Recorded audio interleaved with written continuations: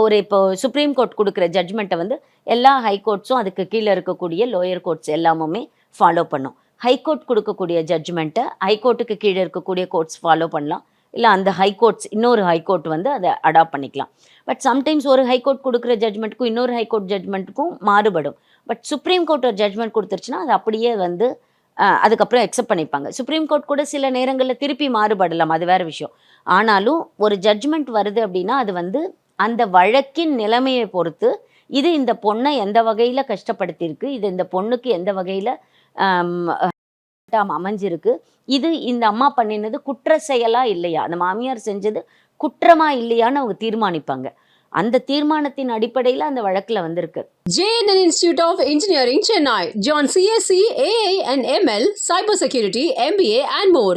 TNEA Counseling Code 1126 near Red Hills, Chennai.